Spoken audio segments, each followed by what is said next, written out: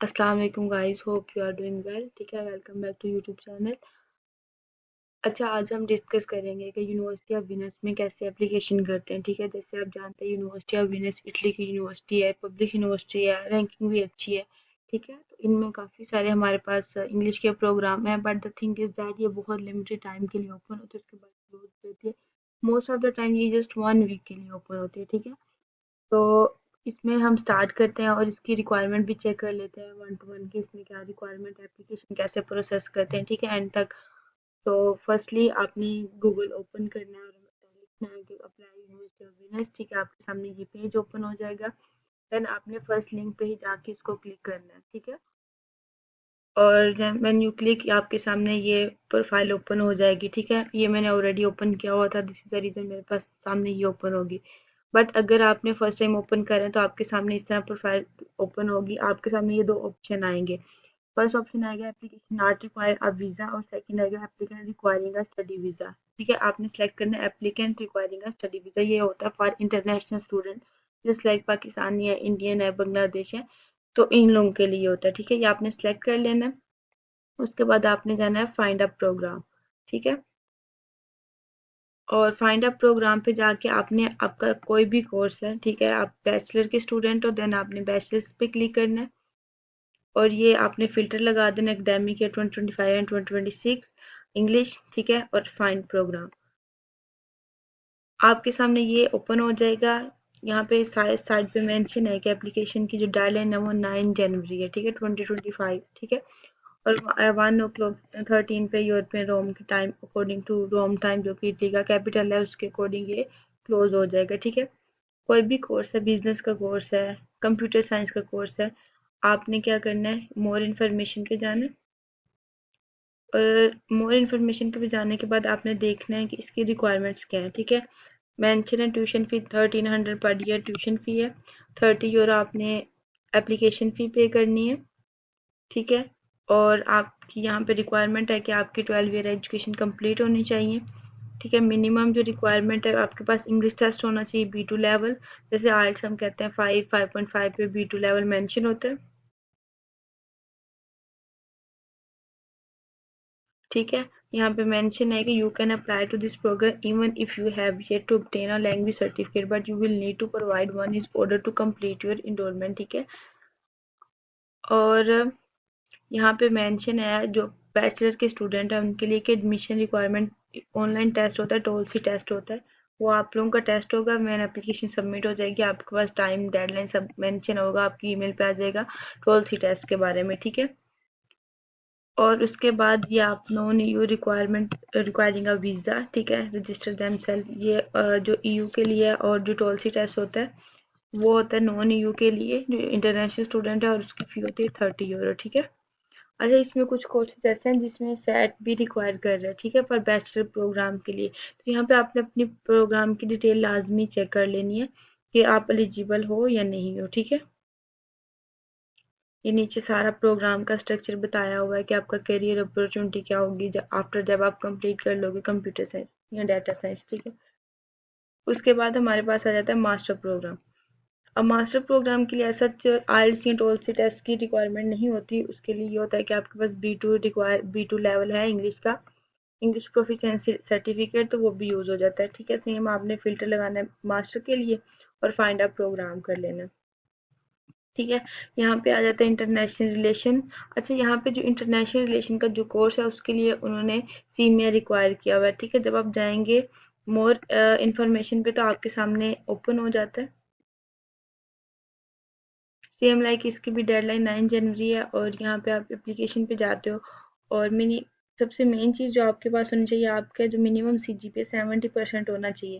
जैसे कुछ यूनिवर्सिटीज़ हैं पाकिस्तान की जिसमें 70% होता है, बट CGPA काफ़ी लो होता है। कुछ यूनिवर्सिटीज़ अच्छी हैं जिनका CGPA बहुत अच्छा होता है लेकिन उनकी परसेंटेज लो होती है, तो आपने अपनी परसेंटेज लाजमी कैलकुलेट करनी है। अगर 70% है दैट्स ओके, आप एप्लीकेशन कर सकते हो। ठीक है, और इसमें कोई और चीज़ भी ऐड है कि second language also require for admission. ठीक है, आपके पास यूरोपियन स्टडीज़, आपके पास ग्लोबल स्टडीज़ है, तो आप फ्रेंच, पुर्तगाल, स्पेनिश आपके पास होनी चाहिए। ठीक है, तो ये इंटरनेशनल स्टूडेंट्स की रिक्वायरमेंट है। ये है जो कोर्स है इंटरनेशनल रिलेशन का कोर्स है। तो ये वेरी करता है कि आप किस कोर्स में अप्लाई कर रहे हो। अगर आपको कुछ चीज़ में से लैंग्वेज आता है तो then you can apply, otherwise आप एन अदर कोर्सेज देख लें, क्योंकि काफ़ी सारी इटली की और भी एप्लीकेशन है जो कि इंटरनेशनल रिलेशन के कोर्सेज करवा रही हैं, जैसे लाइक यूनिवर्सिटी ऑफ फ्लोरेंस है वो भी करवा रही है, ठीक है। तो आप उनमें अप्लाई कर सकते हैं अगर यहाँ पे आपकी मैच नहीं हो रहा, ठीक है। अब हम सेकंड कोर्स देख लेते हैं इंटरनेशनल रिलेशन का। यहाँ पे भी हम कंप्यूटर साइंस का कोर्स देख लेते हैं। अब कंप्यूटर साइंस का जो कोर्स यहाँ पे भी मेंशन है, सेम 30 ईयर ऑफ होनी चाहिए आपका सीजीपीए। यहाँ पे देखें सीजीपीए फॉर कंप्यूटर साइंस के लिए उन्होंने मेंशन किया 77% होना चाहिए, ठीक है। इंटरनेशनल रिलेशन के लिए कम था, बट यहाँ पे कंप्यूटर साइंस के लिए 77% लाजमी होनी चाहिए।